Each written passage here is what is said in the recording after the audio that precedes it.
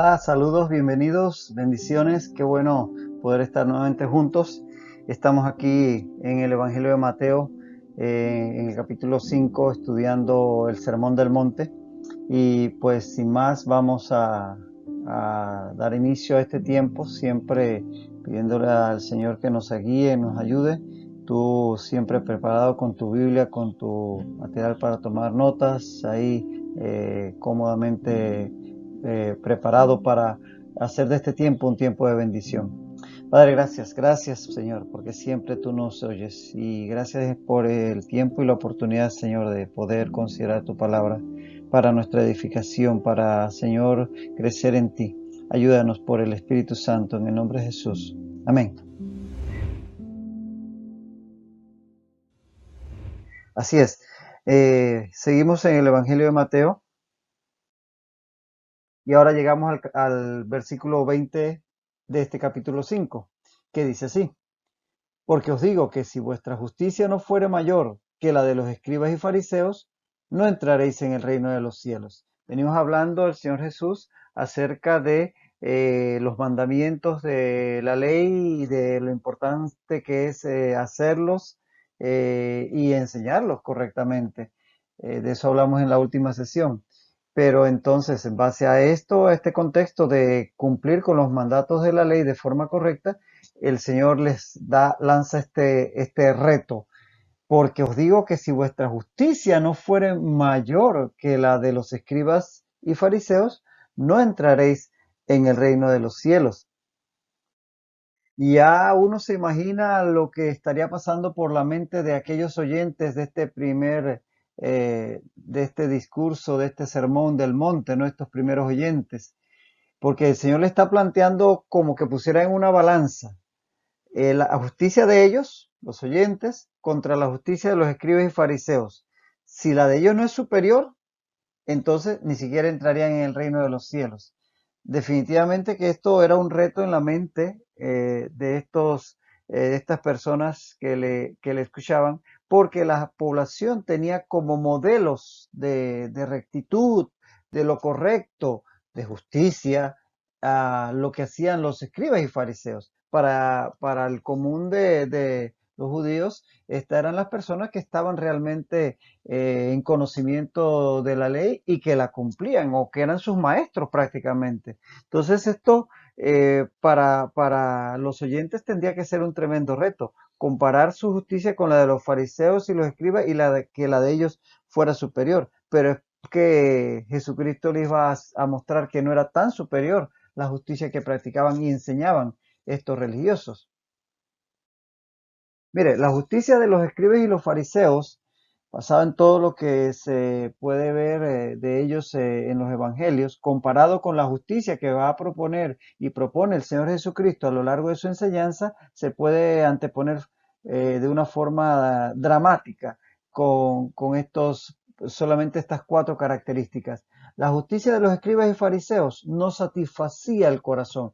¿Por qué? Porque era externa, era superficial, era básicamente basada en ritos y cumplimientos externos, mientras que la justicia propuesta por Jesús satisface el corazón, es interna y profundamente arraigada. La justicia de los escribas y fariseos no satisface la mente, se basa en un razonamiento engañoso e ilusorio, mientras que la justicia que propone Jesús satisface la mente porque se basa en un razonamiento honesto y confiable.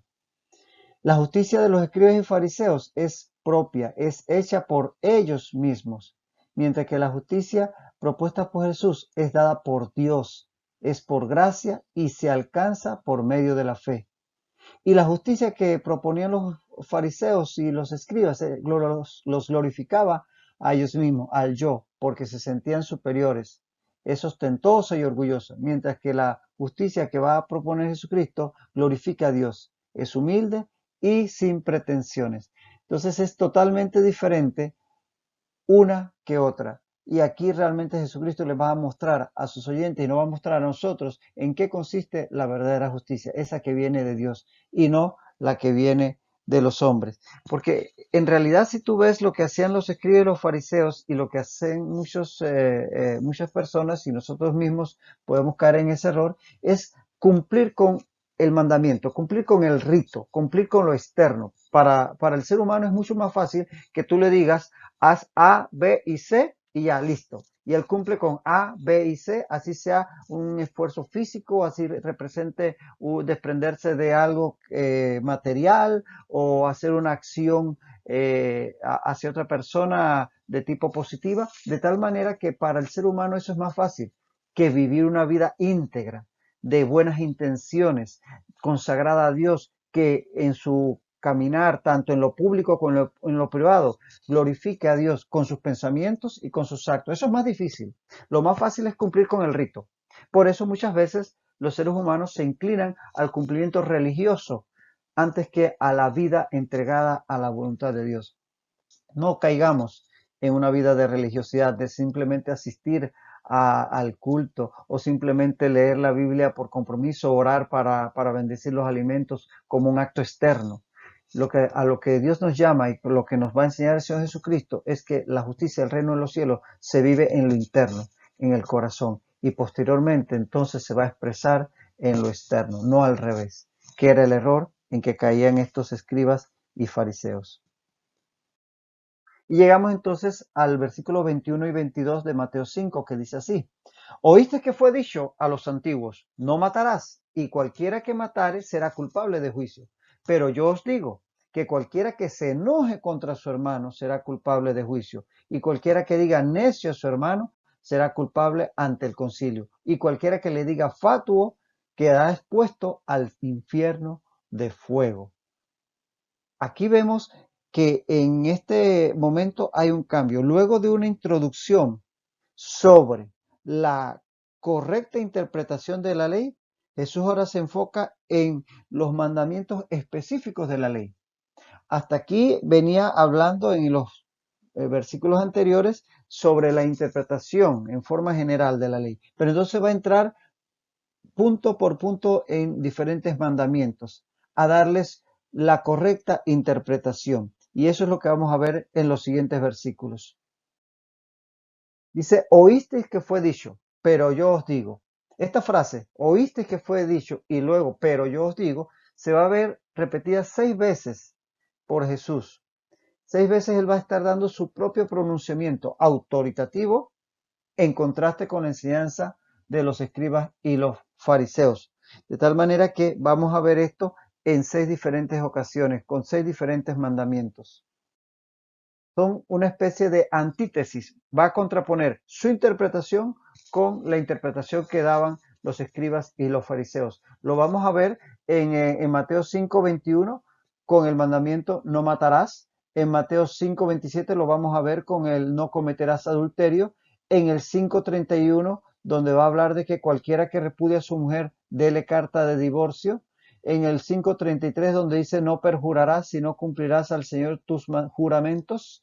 Y en el 5:38, donde dice ojo por ojo y diente por diente. Y en el 5:43, donde dice amarás a tu prójimo y aborrecerás a tu enemigo. Todos estos mandamientos de la ley que los escribas y fariseos daban una cierta interpretación, Jesucristo les va a mostrar como una antítesis la correcta interpretación, porque Él, que es el autor de la palabra, Él es la palabra viva, es el más autorizado para decirnos lo que quiso decir cuando nos dio la palabra. De tal manera que aquí van a ver estas 6 antítesis en donde se va a anteponer lo interpretado por los religiosos versus lo interpretado por el Señor Jesús.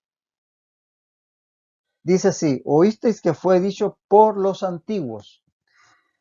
¿A qué se refiere Jesús?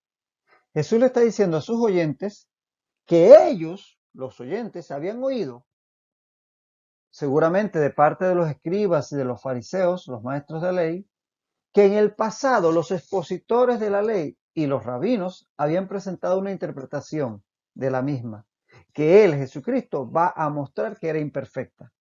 Es decir, Jesucristo no está desautorizando a la ley, ni está desautorizando a Moisés a través de quien vino la ley.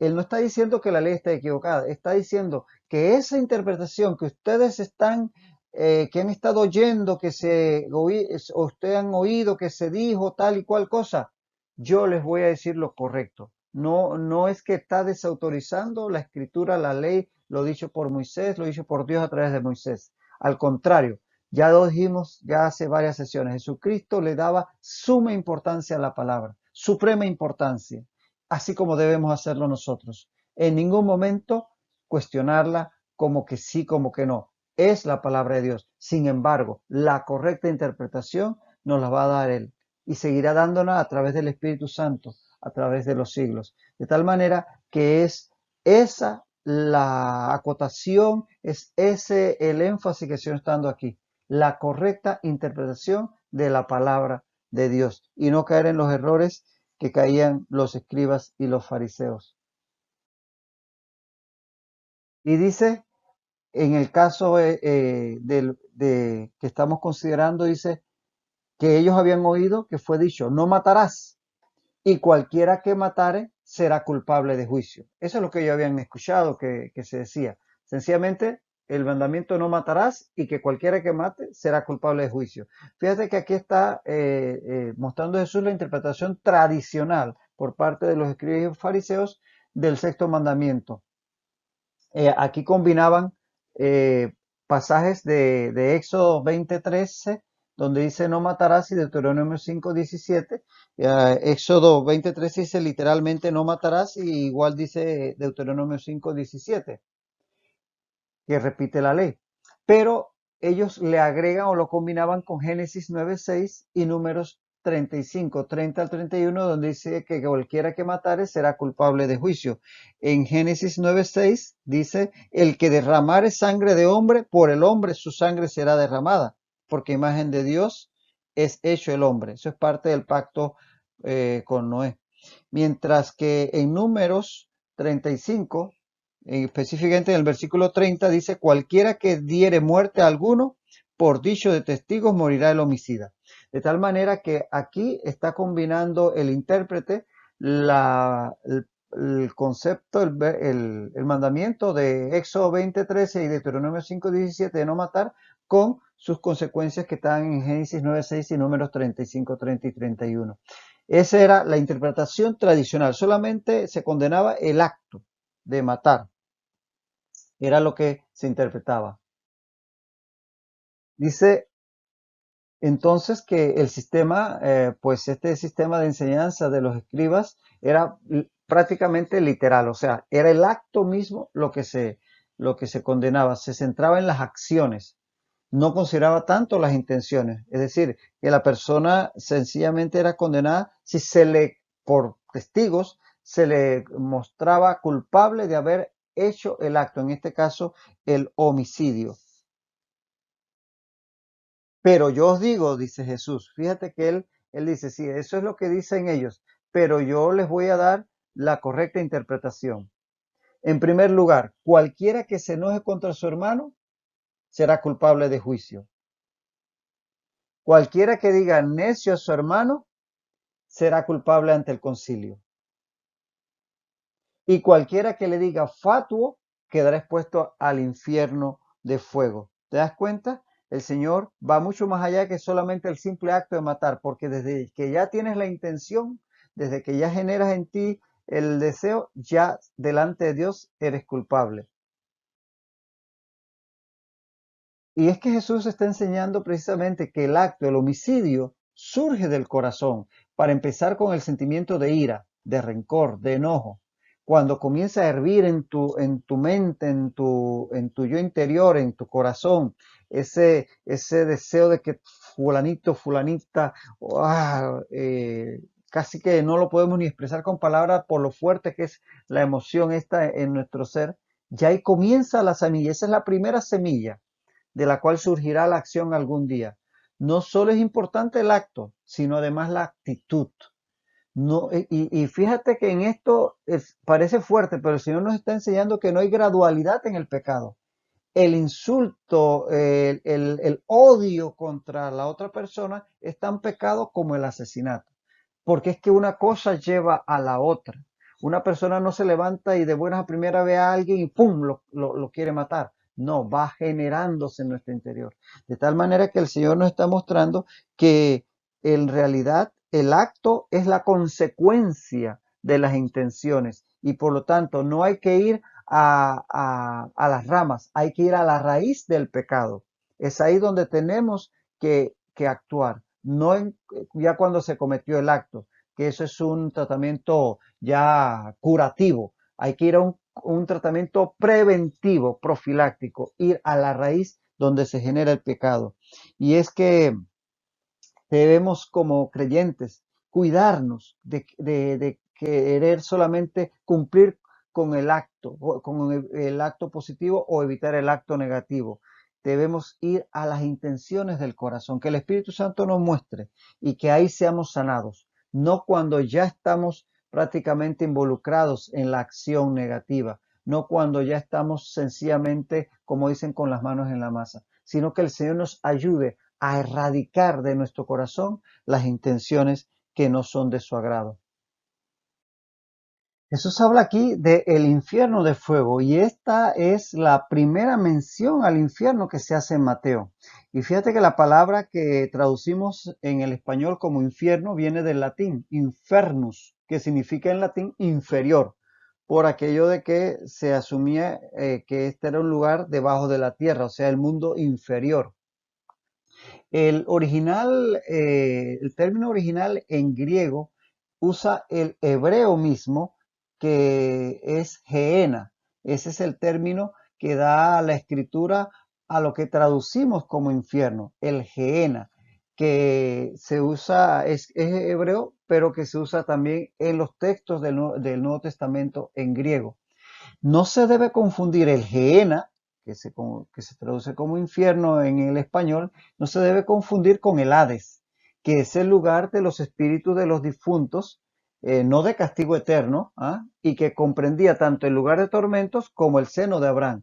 Leemos, por ejemplo, en Lucas capítulo 16, el versículo 22 al 23, la historia de este rico y de el mendigo Lázaro, que tenemos ahí en el Evangelio de Lucas, que dice así, que aconteció que murió el mendigo y fue llevado por los ángeles al seno de Abraham. Y murió también el rico y fue sepultado. Y en el Hades alzó sus ojos, estando en tormentos, y vio de lejos a Abraham y a Lázaro en su seno. El Hades entonces es el lugar de los difuntos con estos dos sitios, el seno de Abraham y el lugar de tormento. Pero no es el lugar de castigo eterno, el lago de fuego, el verdadero infierno que vemos, por ejemplo, en Apocalipsis.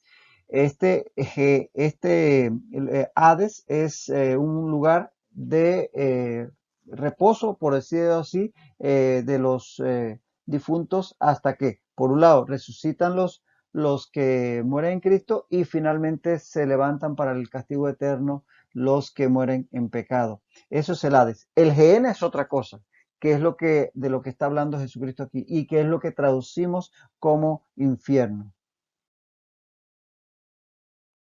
El Gehenna en realidad toma su nombre de este lugar que se ubicaba al sur de Jerusalén, el valle del hijo de Hinnom. Esto es el mapa de Jerusalén antiguo. Aquí teníamos al este el valle de Cedrón, acá estaría el monte de los olivos. Acá al sur está el valle del hijo de Hinnom. Y del término hijo de Hinnom viene Gehenna, de Hinnom, Gehenna. Este valle quedaba al sur de Jerusalén. De este valle toma su nombre prestado prácticamente el Gehenna, el lugar de tormentos, el infierno, perdón. Y es que en este valle del hijo de Hinnom, los judíos llegaron a sacrificar a sus propios hijos al dios Moloch, un ídolo abominable. Vemos, por ejemplo, cómo reyes incluso de Judá cayeron en esta práctica. Por ejemplo, vemos de Acaz en segundo de Crónicas, capítulo 28 y verso 3, que dice, quemó también incienso en el valle de los hijos de Hinnom, e hizo pasar a sus hijos por fuego, conforme a las abominaciones de las naciones que Jehová había arrojado de la presencia de los hijos de Israel. Y también Manasés, otro mal rey de Judá, en el capítulo 33 y verso 6 de segundo de Crónicas, dice así, y pasó sus hijos por fuego en el valle de los hijos de Hinnom, y observaba los tiempos, mira, agüero, perversidades que hacía Manasés. Esto es tanto así que el rey Josías, un rey bueno que vino después, prohibió esta práctica. Leemos al respecto en Segundo de Reyes capítulo 23, versículo 10. Dice, asimismo profanó a Tofet, que está en el valle del hijo de Hinnom, para que ninguno pasase su hijo o su hija por fuego a Moloc.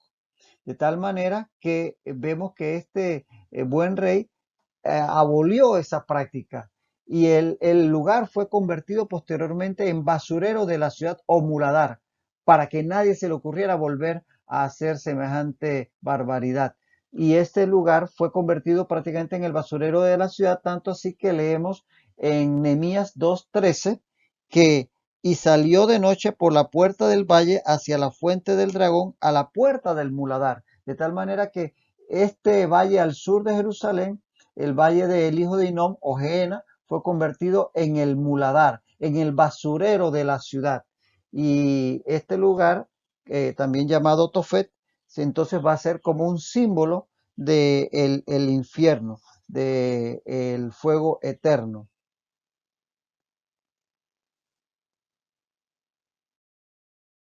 En el Gehenna, el valle o valle del hijo de Hinnom, tenemos entonces que al ser convertido en el basurero de la ciudad, prácticamente en el muladar, ahí va toda la basura y esta basura se mantenía ardiendo, se quemaba y había constantemente gente echando basura y prendiéndole fuego y constantemente salía humo y había algo de fuego allí y abundaban por supuesto gusanos debido a restos orgánicos, material en putrefacción que se echaba en este basurero. Por tanto, el Gehenna, el valle de Hinnom, se convertía en un lugar de fuego permanente y de gusanos y demás. Ello lo convirtió en figura del infierno o lago de fuego que leemos, por ejemplo, en Apocalipsis 20, 14 y 15. Dice así, y la muerte y el Hades fueron lanzados al lago de fuego. Esta es la muerte segunda. Y el que no se halló inscrito en el libro de la vida fue lanzado al lago de fuego. Entonces vemos esa figura de un fuego permanente. Y en Jeremías 7, 31 al 33 leemos, y han edificado los lugares altos de Tofet, que está en el valle del hijo de Hinnom, para quemar al fuego a sus hijos y a sus hijas, cosa que yo no les mandé ni subí en mi corazón. Por tanto, aquí vendrán días, ha dicho Jehová, en que no se diga más Tofet ni valle del hijo de Hinnom, sino valle de la matanza, y serán enterrados en Tofet por no haber lugar. Y serán los cuerpos muertos en este pueblo, de este pueblo para comida de las aves del cielo y de las bestias de la tierra, y no habrá quien las espante. Ya el profeta está siendo usado por Dios para hablar de lo simbólico que va a ser este lugar con respecto al que va a ser el final de los pecadores. Isaías 30, 33 dice, porque Tofet ya de tiempo está dispuesto y preparado para el rey, profundo y ancho, cuya pira es de fuego y mucha leña. El soplo de Jehová, como torrente de azufre, lo enciende. Y en Isaías 66, 24 dice, y saldrán y verán los cadáveres de los hombres que se rebelaron contra mí, porque su gusano nunca morirá, ni su fuego se apagará, y serán abominables a todo hombre. Y finalmente, en Marcos 9, 43 al 48 dice, si tu mano te fuera ocasión de caer, córtala, mejor te es entrar en la vida manco que teniendo dos manos ir al infierno, al fuego que no puede ser apagado, donde el gusano de ellos no muere y el fuego nunca se apaga. De tal manera que vemos en estos pasajes como esta figura de el fuego permanente, de gusanos comiendo carne permanentemente, se convierte en el Gehenna, al ser este tipo de lugar, se convierte en figura del infierno, del lago de fuego, del castigo eterno. Por eso entonces se utiliza el término Gehenna, que es lo que se utiliza en el texto original para hablar del infierno. Y bueno, llegamos a Mateo 5, 23 al 24, y en este texto dice así, por tanto, si traes tu ofrenda al altar y allí te acuerdas de que tu hermano tiene algo contra ti, deja allí tu ofrenda delante del altar y anda, reconcíliate primero con tu hermano y entonces ven y presenta tu ofrenda. Este texto lo vamos a analizar con más calma en nuestra próxima lección, puesto que el tiempo está avanzado y queremos entrar en él con todo detalle. En verdad que es importante considerar la correcta interpretación que el Señor Jesucristo da a las Escrituras, que lo importante, si las acciones van a reflejar realmente, nuestros actos reflejan realmente nuestros pensamientos, pero más importante que sencillamente condenar los actos es ir a las intenciones del corazón y poder pedir al Señor que nos sane en el interior antes de llegar a cometer el acto, el pecado. Dios quiere que nosotros más bien prevengamos antes que estemos tratando de resarcir cuando ya se ha derramado la leche, como dicen. En realidad, el Señor Jesús va más profundo en su enseñanza, no solamente a los actos como hacían los fariseos, sino a las intenciones del corazón. Y hemos visto en esta enseñanza cómo el Señor habla del infierno como un lugar literal, utilizando el término Gehenna, que es tomado, prestado de esta figura, de este lugar, de este valle en el sur de Jerusalén, pero que en realidad es mucho más que eso. Es un lugar real en el cual finalizará Satanás y el anticristo, el falso profeta y todos aquellos que no acepten al Señor Jesucristo como su Señor y Salvador. No es un lugar que realmente Dios quiere para nadie, pero el que le rechaza tendrá que sencillamente aceptar las consecuencias. Este es un tiempo de meditar, meditar en el Señor, meditar en su palabra y que el Señor nos ayude a seguir caminando en su palabra. Que Dios te bendiga rica y abundantemente.